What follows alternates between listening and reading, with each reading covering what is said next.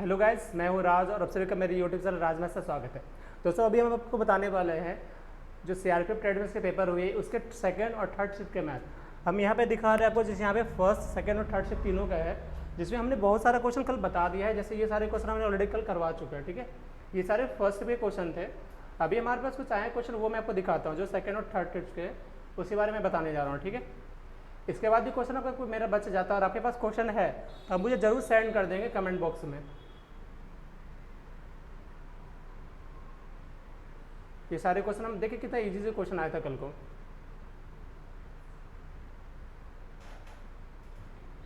ये सारे क्वेश्चन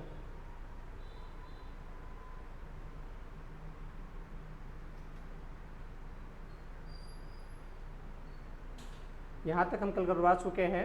इसके बाद से आपको दिखाने जा रहे हैं कि कौन से क्वेश्चन हमें करना है, ठीक है। यहाँ तक हो चुका है हमारे पास, देखिए यहाँ से क्वेश्चन हमारे सारे।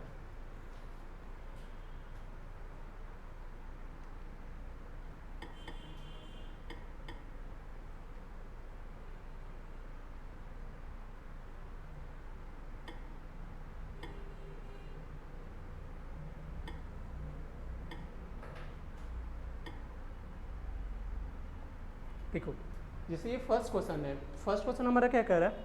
कह रहा है एक बैग पर 10% छूट उपलब्ध थी, किंतु बिल करते समय 10% का एक्स्ट्रा यानी अतिरिक्त छूट दी गई और 486 का बिल करना पड़ा।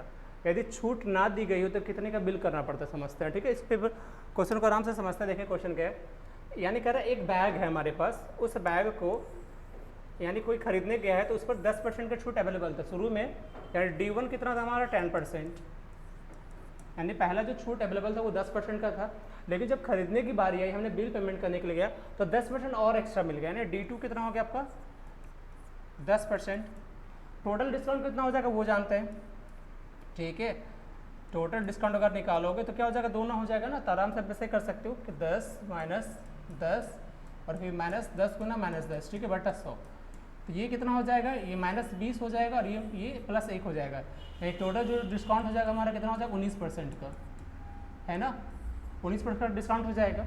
अब कह रहा है उससे डिस्काउंट देने के बाद 486 का बिल किया गया है, तो कितने का था? यानी उसका MRP पूछ रहा है। तो हम उस बैग का MRP देख लेते हैं।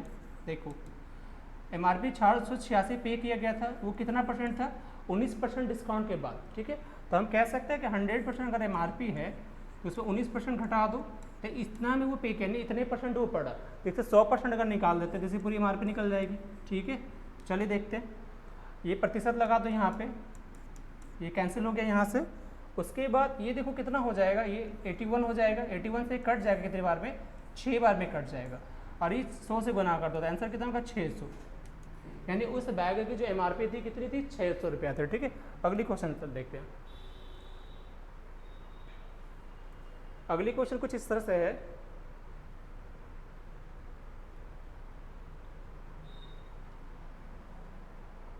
ठीक है, देखो अगला क्वेश्चन बोला गया था कि एक वस्तु है,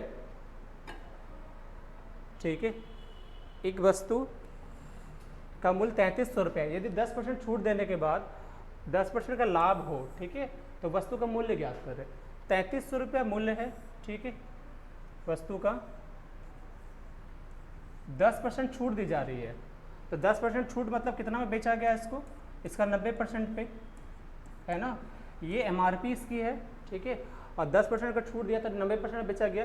यानी क्या निकल गया इसका? CPSP निकल गया, सेलिंग प्राइस। तो कितना हो जाएगा? इस प्रतिशत को हटाएंगे, नीचे 2 जीरो हो जाएगा, इसको काट दीजिए। तो 9 × 27 और 9 × 27 28 29, यानी 2970 रुपये होगा इसका सेलिंग प्राइस। अब बोला 2970 बेचने पर भी 10% का लाभ होता है, तो उसका क्रय मूल्य निकालना है, ठीक है। तो चलिए 2970 है, उसमें बेचने पर 10% का लाभ होता है। यानी अगर मान लो कि क्रय मूल्य 100% है तो विक्रय मूल्य कितना हो जाएगा? 110% हो जाएगा। तो ये हो गया हमारा 110% का वैल्यू, तो मुझे 100% निकाल देंगे। यानी ये क्या निकल गया हमारा? CP निकल गया, यानी क्रय मूल्य निकल गया, ठीक है। तो देखिए यहाँ से ये कट गया, 11 दूनी 22, 11 से 77, है ना। ये 00 यानी 2700 रुपया। यानी क्या कह सकते हैं कि कोई वस्तु है जिसको 3300 रुपये MRP थी, ये MRP हो गया आपका, ये CP हो गया, ठीक है। MRP 3300 है, सेलिंग प्राइस 2970 आया और CP हमारा 2700 आया। ठीक है, चलिए अगले क्वेश्चन को देखते हैं।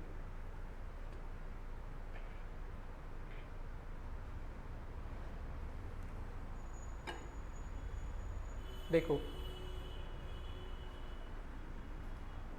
अगले क्वेश्चन क्या है आपका, अगले क्वेश्चन कह रहा है एक वस्तु को 18% की हानि पर 1490 में बेचा जाता है, यदि 15% कोई लाभ चाहते तो कितना में बेचे। ठीक है, देखो 1490 में बेचा जाता है तो कितने परसेंट का हो जाता है हानि, 18% का, यानी ये कितने परसेंट के बराबर हो गया, तो 100 में से अगर मान लो 100% उससे क्रय मूल्य है, यानी मान लो 100% का क्या है आपका क्रय मूल्य और 18% हानि पे है, तो कितना में बिका ये 2 8 1 9 यानी 82% की, ये वैल्यू हो गया कितना 82% का।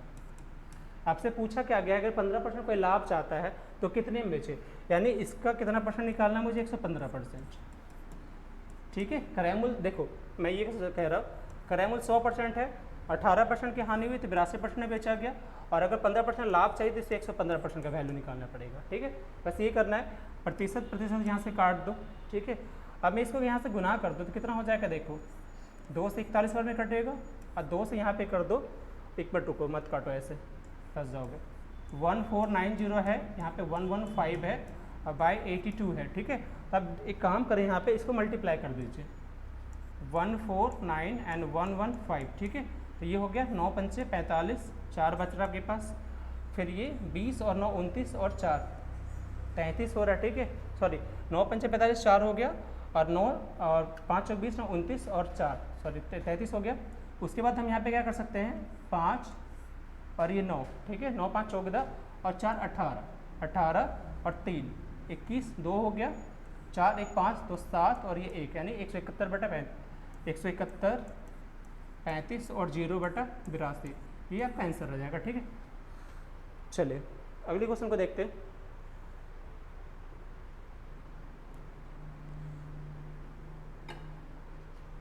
अगले क्वेश्चन क्या है ये देखिए, अगला क्वेश्चन आया है कि कोई दुकानदार 10% देकर छूट देकर 1350 में कोई वस्तु बेचकर 15% का लाभ कमाता है, यदि वह छूट नहीं देता, यानी 10% की छूट देकर 1350 में बेचता है तो 15% का लाभ कमाता है, यदि छूट नहीं देता तो कितने का लाभ होता है। ठीक है, चलिए देखते हैं। अगर 10% का छूट देकर 1350 से बेचता है, ठीक है, तो हम कह सकते हैं कि जो 1350 हमारा है वो कितने परसेंट के बराबर है, 90% हुआ। अगर मुझे MRP निकालना है सोच लीजिए, तो MRP ये हो गया हमारा 90% के बराबर, तो हम अगर 100% निकाल देते तो हमारा MRP निकल जाएगा, क्योंकि ये 1350 हमारा सेलिंग प्राइस है। तो यहाँ से अगर इसको काट दीजिए तो ये 15 से कट जाएगा, नहीं 1500 रुपये से MRP हो गई। ठीक है, 1500 रुपये का MRP होता है। अब नेक्स्ट कह रहा है यदि वो छूट नहीं देता, ठीक है, तब समझिए 1500 रुपये MRP होता है ना, और छूट नहीं देता तो बोला कितना बेचता। तो सबसे पहले मुझे ये जानना पड़ेगा ये 1500 जो है ये हमारे पास MRP है। ठीक है, ये तो पता है हमें, और हमें क्या CP भी चाहिए, क्रय मूल्य भी चाहिए। तो ये MRP निकल गया, और CP कैसे निकालोगे आप, तो देखो 1350 में जब वो बेचता है ना तो उसे लाभ भी होता है कितना परसेंट का, 15% का। इट मीन्स ये हमारा जो वैल्यू है कितने परसेंट का है, 115% का। अब मुझे निकालना पड़ेगा 100, तब ये हमारा CP निकल जाएगा। ठीक है, थोड़ी सी कैलकुलेटर की है। अब यहाँ से कटो 5 से 23, 5 से करते तो ये 23 वाले में कटेगा, इसको करेंगे 27 यानी 270 वाले कटेगा। ठीक है, तो इसकी वैल्यू कितनी होगी 27,000 बटा 23। मैं ये कह सकता हूँ कि जिसने या फिर जिसे स्टूडेंट पेपर एक क्वेश्चन भेजा है, हो सकता है डेटा कहीं से कहीं ना मिसमैच हो रहा है, जिसका से ये कट नहीं रहा है। ठीक है, तो MRP हो गया आपका 1500 और ये हो गया CP आपका 2700 बटा 23। अब कह रहा है कि लाभ कितना का होगा। अगर आपसे ये पूछा, देखो MRP यानी 1500 आई और CP 2700 बटा 23 आई, है ना। अगर पूछना लाभ कितना होगा, आराम से हम डिफरेंस निकाल देंगे इस दोनों का, जो डिफरेंस होगा वो आपका आंसर हो जाएगा। ठीक है, क्योंकि हम इसलिए काट नहीं थे कि हो सकता है कि डेटा इस तरह से कभी भी एग्जाम में नहीं आता कि वो डेसिमल में क्वेश्चन पूछता है। ठीक है, चलिए नेक्स्ट क्वेश्चन देखिए क्या पूछ रहा है। नेक्स्ट क्वेश्चन कह रहा है कि 15,000 का 6% की दर से 3 वर्ष का चक्रवृद्धि ब्याज, यानी चक्रवृद्धि नहीं, ये CI पूछ रहा है, यानी चक्रवृद्धि ब्याज। ठीक है, आपको कल मैंने बताया था कि अगर रेशियो मेथड से यूज़ करते हैं तो 2 साल का अगर पूछता है, ठीक है, तो क्या करोगे 2:1 पे। अगर 3 साल का पूछता है तो क्या करोगे 3:3:1, यानी 3:1 का। तो अगर 15,000 का 6% ले लो, ठीक है, तो कितना हो जाएगा 15,000 का 6% निकाल दीजिए। ये प्रतिशत यहाँ से कट गया, 15 छक 90 यानी ये कितना हो गया आपका 90 यहाँ से और एक जीरो यानी 900 हो गया। 900 का फिर से 6% निकाल दो आप, ठीक है। तो ये प्रतिशत यहाँ से कट जाएगा, 9 से 54 हो चुका है, ठीक है। 54 का फिर से एक बार 6% निकाल दो, कितना हो जाएगा। अब यहाँ तो कटने का है नहीं, है ना, तो हम गुना करके और डेसिमल लगा देंगे। 6 चौक 24 हो चुका है, 2 बच रहा है, 6 पंचे 30 और 2 यानी 32 हो चुका है, ठीक है। अब 2 अंक के बाद दशमलव लगा दिया, 3.24 अब आपसे पूछ रहा है कि ब्याज कितना हुआ, ठीक है। तो देखो इसको 3 से, जैसे हमने कहा 3 तो 3 को इससे गुना कर दो, इसको 3 से और इसको 1 से, कितना हो जाएगा ये 9 या 2700, ठीक है। 54 को करेंगे तो 4 या 12 और 5 या 15 16 162 और ये 3.24 कितना हो गया टोटल 24 इधर हो गया, 3 2 5 हो चुका है, 6 7 1 8 और ये 2865 रुपये 24 पैसा इसका हो गया CI, ठीक है। अगले क्वेश्चन को देखते हैं। देखो अगले क्वेश्चन कुछ चीज़ था, एक स्टूडेंट ने कमेंट किया था कि सर जी इस क्वेश्चन को बता दीजिए, ठीक है, इस क्वेश्चन में क्या दिक्कत हो रहा है। देखो ये क्वेश्चन कमेंट से आया है, कह रहा है एक आदमी के कुल आय ना 6,60,000 है, यदि यह 24%, 16%, 14% और 2% विभिन्न में खर्च करता है, किसी चीज़ पे खर्च करता है, ठीक है। इसके अलावे शेष का 3/5 किसी जगह इन्वेस्ट कर देता है, तो उसकी बचत पूछ रही थी। देखो ठीक है, देखो उसकी बचत क्या निकालेंगे, डायरेक्ट हम बचत निकालते थे, ज़्यादा हमें नहीं करना, ठीक है। बचत निकालते हैं और कैसे बचत निकालना है वो देखना है। देखिए टोटल कितना उसके पास था इनकम, 6,60,000 रुपये उससे टोटल आए हैं, ठीक है। 6,60,000 आए हैं, उससे टोटल खर्च कितना किया पहले ये देखिए। तो खर्च ये सारा परसेंटेज रहा, कितना प्रतिशत है देखिए, तो 24 और 16 कितना हो गया हमारा 40, 14 54 और 2 56 यानी 56% उसने खर्च किया। अब मुझे एक बात बताओ कि अगर किसी का 100% इनकम है और 56 खर्च करता तो बचेगा कितना परसेंट उसके पास, आपका वो सर 44% बच जाएगा, ठीक है ना। तो इस 6,60,000 को उसने 44% बचा लिया, ठीक है, बचाया इतना खर्च। उसके बाद क्या बोल रहा है कि इसका 3/5 वो इन्वेस्ट करता है। मान लो अगर 3/5 इन्वेस्ट कर देता है कहीं और भी तो बचाएगा कितना, 2/5 बचाएगा ना। तो मुझे तो सिर्फ वही निकाले बचत, तो इसका 2/5 निकाल दीजिए, ठीक है। टोटल 56% खर्च किया, वहाँ से 44% बचा है, जो बचा था उसमें से फिर उसने इन्वेस्ट कर दिया 3/5, तो बचा कितना, उसका 2/5 बच गया, ठीक है। यह आपका आंसर हो जाएगा, बस और कुछ नहीं करना। इसको कट कर दीजिए जहाँ से कट रही है, यहाँ से हमने यहाँ काट दिया, ठीक है।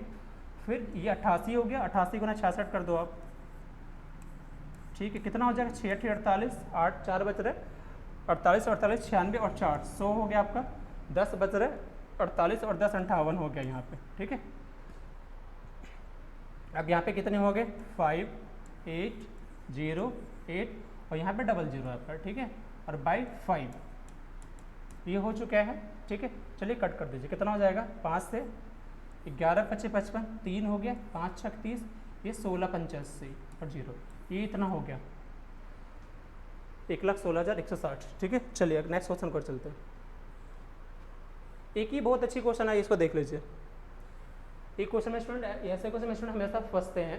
क्वेश्चन क्या है, देखो क्वेश्चन कह रहा है कि यदि a जो है z+4 का व्युत्क्रम है और z बराबर 4 है, a बराबर 2, यानी स्थिति कब है, a जो है z+4 का व्युत्क्रम कब है, जब z 4 है और a 2 है। यदि a का मान 3 रखा जाए तो z का मान पूछ रहा है क्या होगा, ठीक है। तो चलिए देखते हैं इसको, है ना। a बराबर क्या बोला, z का व्युत्क्रम, इट मीन्स क्या हो गया, इन्वर्सली प्रोपोर्शनल हो जाएगा z+4 का। इसको अब यहाँ पे तोड़ते तो क्या हो जाएगा, a बराबर इसका मान k रखोगे और ये 1/z+4। a कितना दिया हुआ आपका 2 दिया हुआ है, कि हमें निकालना है 1/z की वैल्यू कितनी है 4 + 4। तो यहाँ से k कितना आ जाएगा, देखो आप ये हो गया 4 4 8 8 दूनी 16, यानी k की वैल्यू कितनी होगी 16, k की वैल्यू कितनी हो जाएगी 16 हो जाएगी, ठीक है।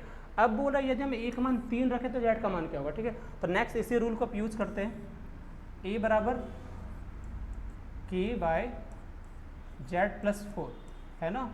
a कितना है हमारे पास 3, k कितना है आपके पास 16 बटा z+4, ठीक है। तो कितना हो जाएगा, देखो z+4 बराबर कितना हो जाएगा 16/3 हो जाएगा, ठीक है। z की वैल्यू निकालो कितना हो जाएगा 16/3 - 4, इट मीन्स 16 माइनस 12 और बटा 3 यानी कितना हो गया 4/3 इसका आंसर हो जाएगा। ठीक है दोस्तों, ये 4/3 हो जाएगा। देखते हैं, ठीक है। चलो ये फ्रेंड हमारे कल के क्वेश्चन थे सेकंड और थर्ड शिफ्ट के। ठीक है, इसके बाद जो क्वेश्चन सही तरह जाएगी मेरे पास आएगा तो मैं आपको बता दूंगा, अदरवाइज आप भी कमेंट बॉक्स में जाकर सेंड करने की कोशिश करें। ठीक है, मिलते हैं नेक्स्ट वीडियो में, तब तक के लिए बाय बाय, थैंक यू।